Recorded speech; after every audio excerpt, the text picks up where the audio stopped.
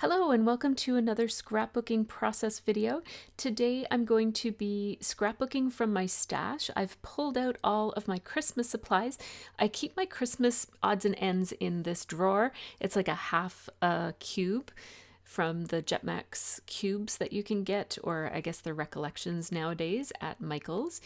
And I just keep a variety of different seasonal things in here that don't store so well in my iris containers that I store most of my Christmas scrapbooking supplies in.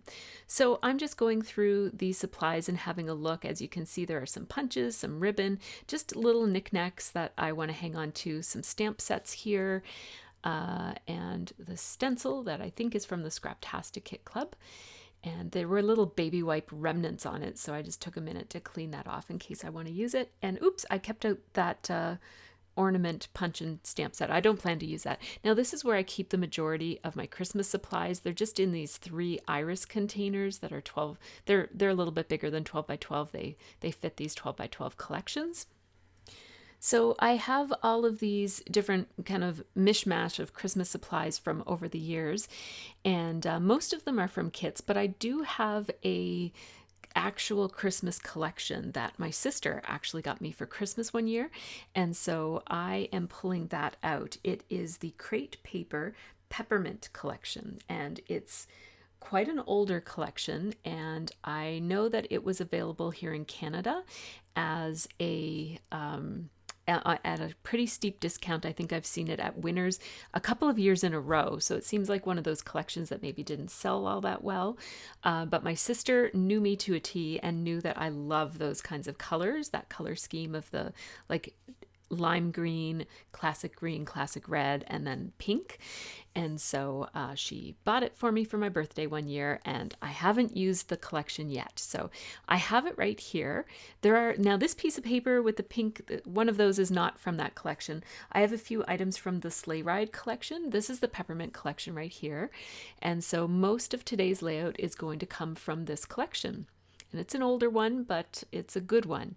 It is very, very distressed, which is not quite my normal style of scrapbooking, but I really do like it anyways. So it's a little bit different for me. So I'm just kind of familiarizing myself with the kit. I have this ribbon. It's just from Michael's. It's not a brand name of ribbon or anything, but I thought that it would bring out the lime in this collection. And I don't use ribbon all that often, but I thought I'd just keep it on my desk in case I decide to use it.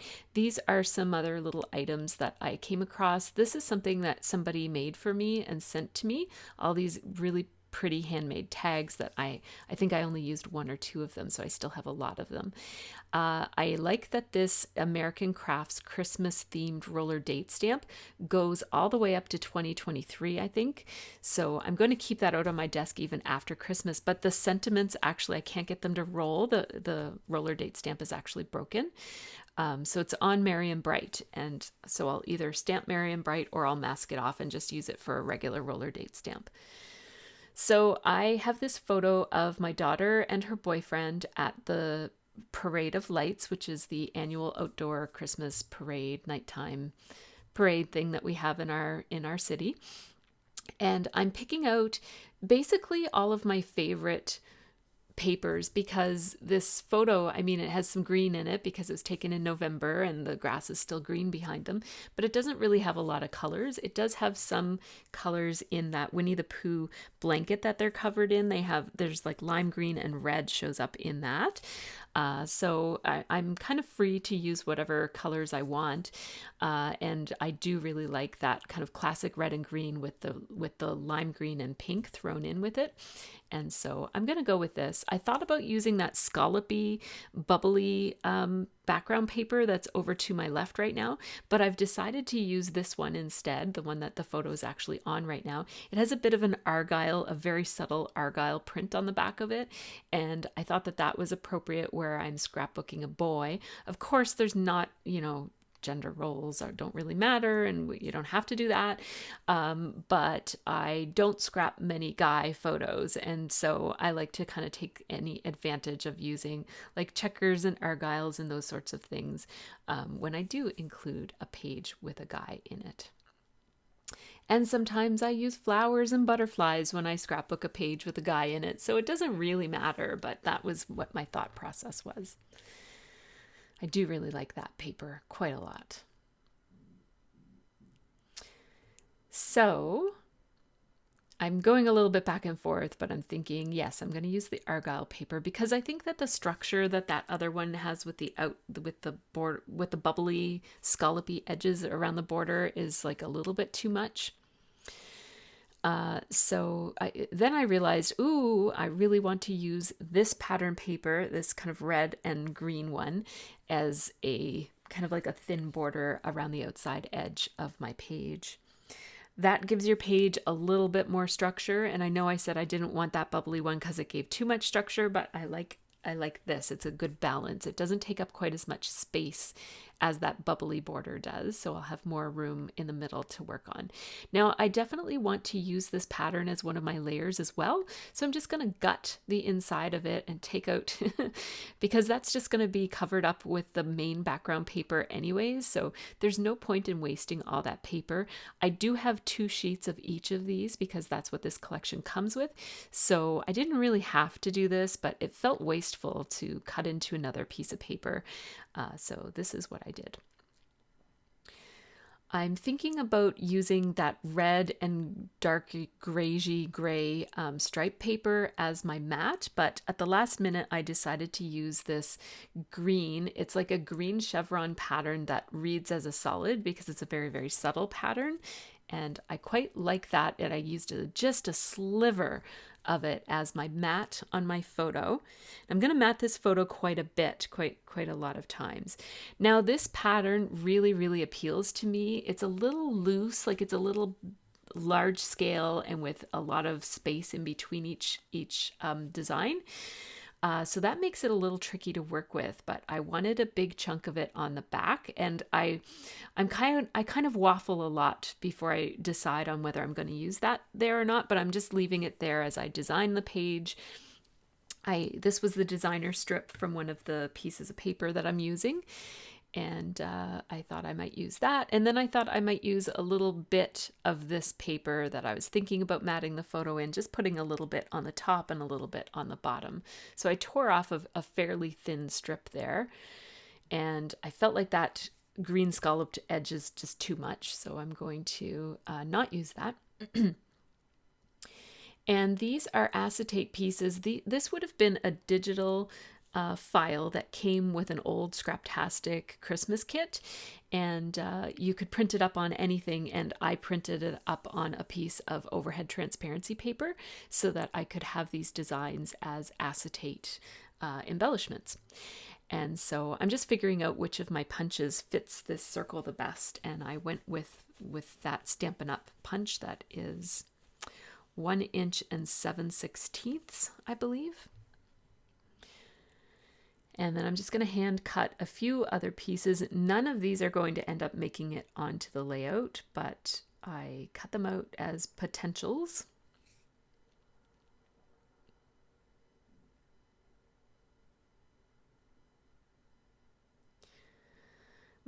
Somebody borrowed my scissors and they don't cut smooth. They cut smooth, but they don't feel smooth anymore when I use them.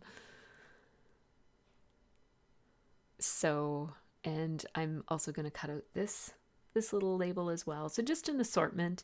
And I was wanting to get some black on this page, and I didn't get a whole lot of black on it because I just felt like all of the things that I'm using so far are very light and bright, and then the photo itself is fairly dark. So I thought bringing some black onto the page would help balance that out. I'm going to go with slightly bigger pieces of this red paper. I'm going to use it in the exact same way that I had planned. I'm just using bigger pieces. It just makes it a little bit easier to glue it on than that tiny little strip that I had. I am going to use the smaller strip for this one because there's enough there to get a piece of glue on it, but that other piece was just too narrow and flimsy to add to the photo. Now here I decided to add a white layer in between all of these because it was feeling a little cluttered, and I felt like I just wanted a bit of space and separation between the photo and those couple of layers with the photo, and then all of these really busy patterns that are going to be in the background here.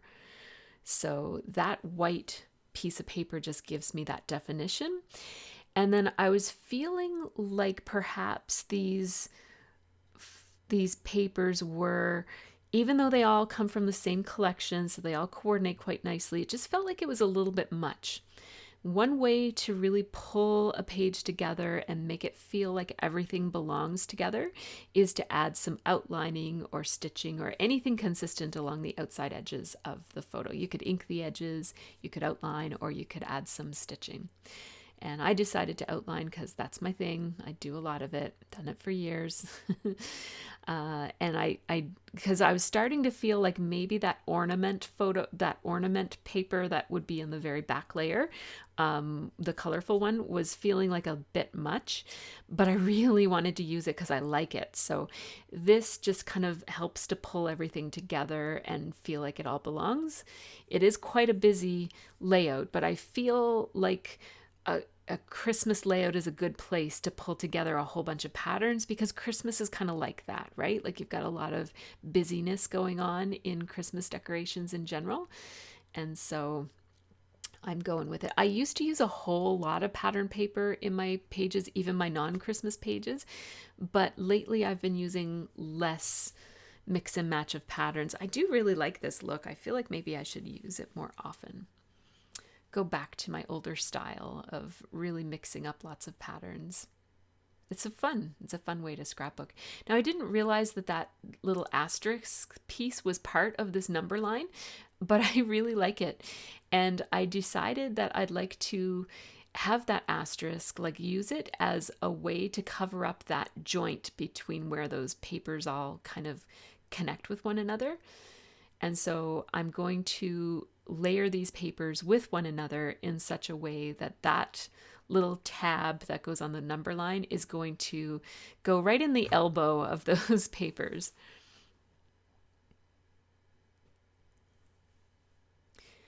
And I did use some foam tape to pop up that layer of that mostly green and red paper. And then the pink layer is going to be not popped up. And then this back layer is also not going to be popped up. And I'm positioning this just a little bit over to the left and a little bit to the bottom, so it's not centered in the whole page, but just kind of a little bit off center. I put a pop dot underneath of that number line just to hold it up a little bit, because the number line is attached to a piece of paper with the foam tape. And in order to allow myself the option to add some embellishments, I only used the foam tape in the center. So the other two layers of foam tape are there just to hold the space. And that allows me to tuck other things, including wrapping this ribbon around the edges of it. I don't do this very often, but I really like this look. It adds some texture and interest to the page, and without introducing another pattern, because at this point, I have so much patterning that I kind of have to take it easy from this point forward, or it's going to look a little bit over the top. And because it's a gauze type of ribbon, you can see through it, and it doesn't interrupt the pattern too much of the pattern paper. And I'm thinking I'd like to put an embellishment maybe there. At this point, I'm thinking I'll put an embellishment right behind where that ribbon is in that space that's mostly pattern paper right now. And I saw this dark tab sticker from the Sleigh Ride collection. Also from crepe paper. And I thought that it really worked well as far as pulling some of the darkness that's in the photo out onto the page. And I really do like layering tabs, so I thought I would layer maybe that lime green one, but that looked a little bit too bold and competing a bit with the lime green ribbon, so I decided to pull out this other one that says winter, and it's a little bit more neutral. It does have that light blue that shows up as almost like a secondary color on this page.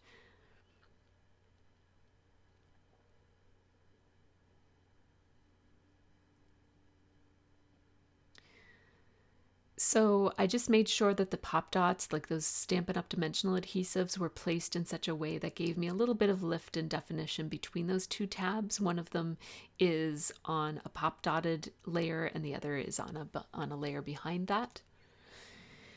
And then I navigated away from the idea of using an embellishment in that space to the left, to the right of the photo, and I decided to put a title there instead. And then it just occurred to me that this border strip might look nice here. I really love border strips, like I adore them. And some older collections have these border strips with them. And so I wanted to take advantage of that. And that also pulls more of the blue that's in that background paper with the ornaments on it. It brings it up closer to the photo and into the layers, which I really like. Now, if I'm going to put a title on that busy patterned paper to the right of my photo, I'm thinking I'm going to want to put it on a tag or some type of thing that's going to give the paper or the title a little bit more readability. And so I pulled out some different tag options. This is a tag that I watercolored. When I was doing watercoloring back there a while ago, I would always keep a stack of Tim Holtz punched, not punched, but these are die cut tags. And I would just kind of like drag an empty tag through the watercolor when I was finished, like whatever was left on the palette, or over misting areas and that sort of thing, just to kind of use up all my products. And I'm really happy that I did that. I was going to use my punch to make a tab, like to make that tag be a little bit shorter. It was sticking up too high.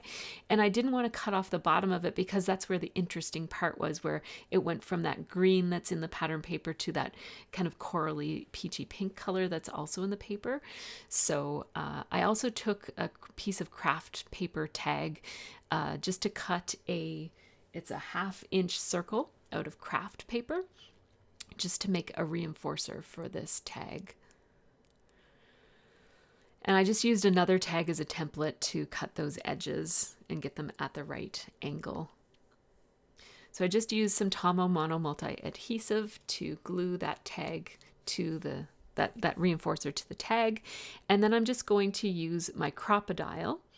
And as you can see, I'm just kind of adjusting where the tag is so that the Crop-A-Dial punches in the center of that circle. And this is some twine that I just had from some packaging from a long time ago that I've just been holding on to. I just keep those sorts of things. If it's nice and high quality enough to keep, I'll just stick it in with my ribbons in a drawer in my Alex drawers beside where I scrap. And so that tag is going to hold the title quite nicely. And now I'm just putting some things away so that my desk isn't too cluttered as I'm working. Sometimes I feel that it gets a little bit overwhelming and it's hard to feel creative when you've got a whole lot of junk on the table around you. Although there was a time when I used to feel all the more creative then. I am just going back to my Razcog that sits behind me as I scrapbook, and I don't know what I was doing there. Anyhow, now I know what I did. I looked up the date of the photo on my phone because his mom had texted me that photo. So it was November 20th, and I used my American Crafts roller date stamp. It's set to merry and bright, whether I like it or not. So that's what I stamped with the roller date stamp. I pulled out my wood veneer because I'm a little bit reluctant to over embellish this page. There's a lot of patterns going on, and embellishments are only going to get lost and add this sense of clutter to the page that I really don't want. I want these patterns to have some space to really shine, because the patterns in the pattern paper are really what this page is all about, from a design perspective anyways. I don't have any journaling for this page because I wasn't there, so this is just a photo that I got from his mom. So all I'm really concerned with here is a title. So I'm looking through my letter stickers, which I keep in this 6 by 12 inch shallow fabric basket, and it sits in the bottom portion of my letter sticker Razcog, which sits behind me as I scrapbook. So I pulled the whole basket out and over here so that I could have a look at what my options are. These Mini Market and sticky keys from October Afternoon are among my very favorite letter stickers, but when I saw these letter stickers from Freckled Fawn, oh my goodness, I just had to use them. They're so, so cute. And I just love how skinny. They're rubber letter stickers and they're just amazing. I'm just placing them down there very, very gently so that I can move them around if I wanted to, but it turns out I liked them where they landed, so I just went ahead and stuck them down in place. And what I've decided to do is make Parade and Lights be the same font, and then I'll pick some type of small neutral tile letter sticker. I ended up going with these. They're Tiny Type by Authentique.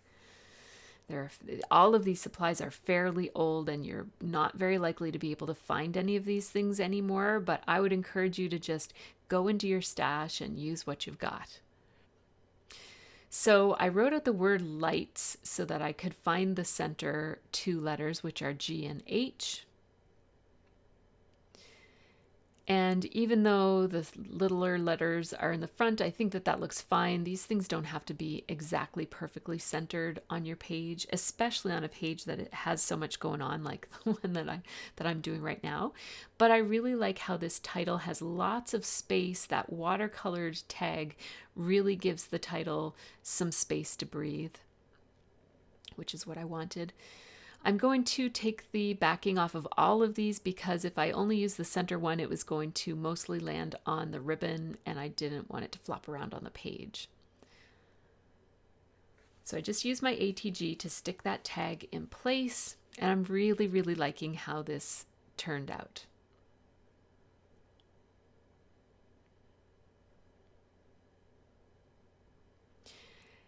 And at this point, I'm just trying to decide what else am I going to add as a final touch. It feels like it needs something, like it's just a little bit too plain, and whatever the something is, I feel like it should have some dimension. I'm liking how it looks overall, and I'm thinking that if the papers weren't so patterned, like so very busy, I would have put lots of different stickers and embellishments in between the layers, but where the patterns are quite strong, I'm just going to sprinkle a little bit of wood veneer here. This wood veneer, they're wood chips by Freckled Fawn, and this collection is called Stars and Such. It's a really, really pretty collection. It has what looks like kind of asterisks, but I'm using them as snowflakes, and little diamondy shapes as well as stars. It's a really, really nice collection and nice sized as well. I think there are 2 different sizes of each shape, maybe 3. And so I just made them go in a diagonal line kind of along where the title goes to just kind of draw your eye and attention towards where the title is. I'm using my Tombow Mono Multi adhesive only because my other Ranger, what is the other stuff that I have been using? It's clogged. I really like the bottle that it comes in, the multi-medium matte, but the bottle is clogged, so I can't use it right now. I just have to find a needle and stick it and open it up again. Now, I've decided, I wasn't sure as I was placing those wood veneers what I would do with them, but I have decided to paint them. So I just took some craft paint. It's just a no-name, whatever they had at Michael's kind of, well, it has a name, but I just don't know what it is, folk art or something like that. And I'm just using a flat brush, but it is a ruined flat brush, so it wasn't cleaned properly the last time it was used. And so it's got some stray bristles that are making my life a little bit tricky. I just need to go ahead and buy a new flat brush because it's important to have a flat brush. It's really great for very gently painting the tops of wood veneers without getting paint dripping down the edges where that nice dark cut edge is on wood veneer pieces. But it does the trick. It's a little bit messier than it should be, but it's okay.